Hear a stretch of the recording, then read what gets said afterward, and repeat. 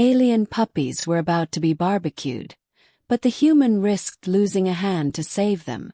Ty Calder smelled the smoke before he saw the crowd. Sweet oil, spiced sap, and the harsh sting of hot metal. The night market on Sagravi had boiled over for the mid-year ember feast. Lanterns bobbing like small moons, drums punching the air, vendors shouting in 3 languages. Ty, a scrapper from Dock 9, had come for machine parts. He found instead the sound that stopped his feet. Tiny, desperate yips, the kind no one else seemed to hear. He followed the noise to a stall ringed with bronze braziers. The vendor, and a rookie with slicked-back quills and a jaw tattoo, waved a hooked skewer. Skyhound skewers. Fresh. Only tonight. Ty's gaze dropped.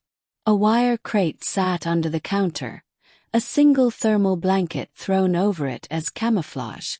Beneath it, 4 pups huddled, lupin but not, all night gloss fur and luminous throat patches that pulsed with fear. Someone had tied their muzzles with ribbon, as if that made it festive. "Where'd you get them?" Ty asked, keeping his voice calm. "Traps in the vents," the vendor said. "Pest. Fat with tunnel moss. You want? I'll grill one well done." Ty's jaw tightened. He knew rumors that skyhounds were clever. The way one pup's eyes tracked him, too aware to be vermin. "I'll buy them all." The vendor laughed. "All? Then all your credits. And the law's the law. Touch my crate, I take your hand." Ty had heard of it, the grafter's edict. Theft. The price was a right hand for first offense. The vendor flicked the skewer toward a scarred chopping block as if to underline the point. A drum roll surged. Fire flared. The vendor bent to seize a pup. Ty moved. He didn't think about consequences. He vaulted the counter, yanked the blanket back, and wedged his body between the crate and the vendor's skewer. "Don't," he said, breathless.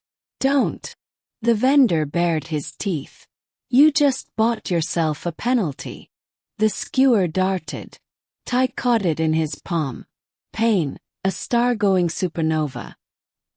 He ripped the crate latch with his other hand.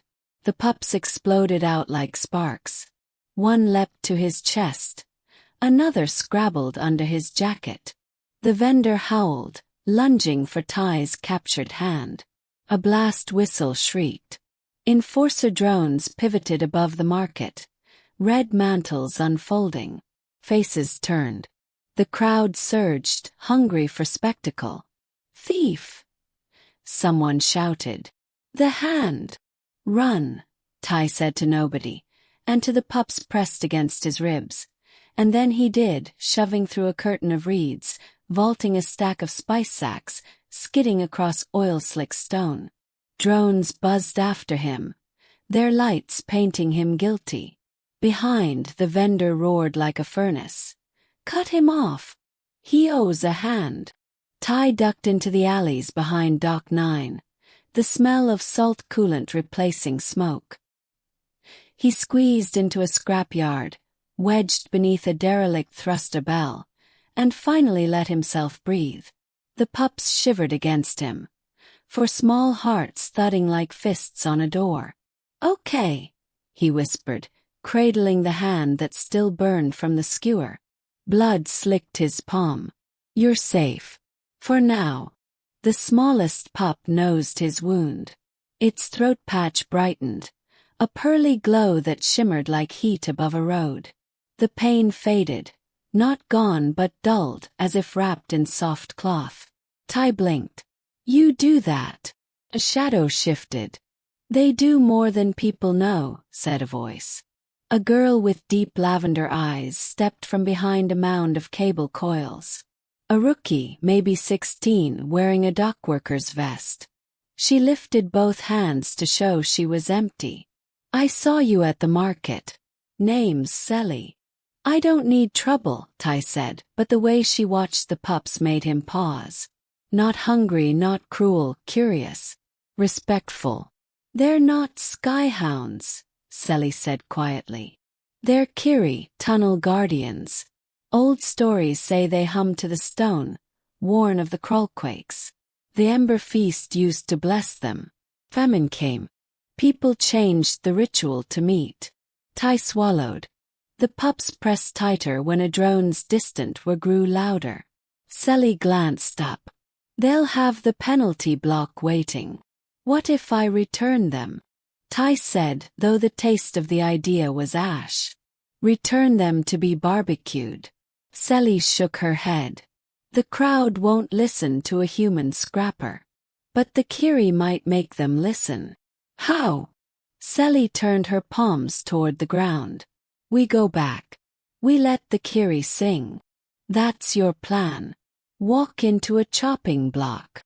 She pointed to his bandaged right hand. You already risked it. Ty laughed once, dry and rattled. Then he nodded. All right. We do it your way. The ember square blazed when they returned. The vendor, Alec, Sally hissed, stood by the block, two enforcers flanking him like iron statues. The crowd parted as Ty stepped onto the stones, pups at his heels. 100 eyes locked on his hands. I took them, Ty said, voice steady. Take my hand if you must. But hear them first. Alec spat. You aren't a rookie. You don't name our rights.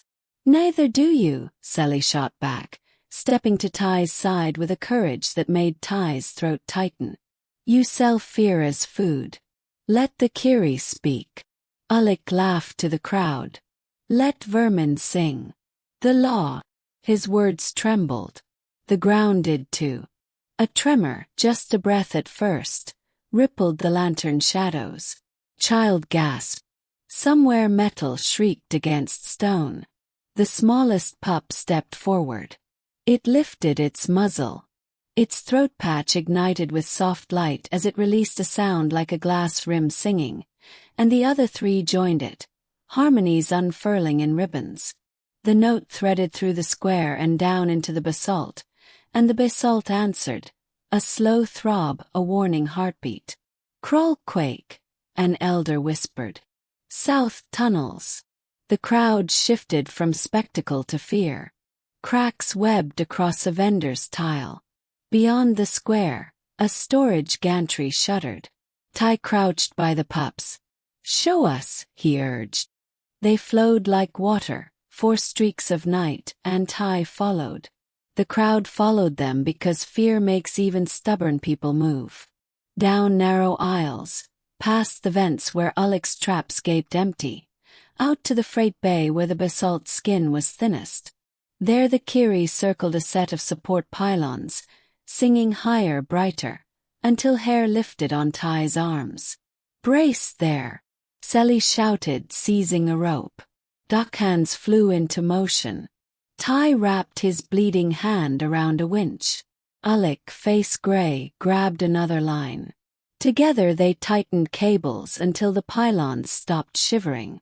The quake crested and rolled away. Silence fell like ash after flame. In the hush, an elder stepped forward. Her quills were silvered, her eyes wet. The law stands to hold us, she said slowly. But laws that blind us break us.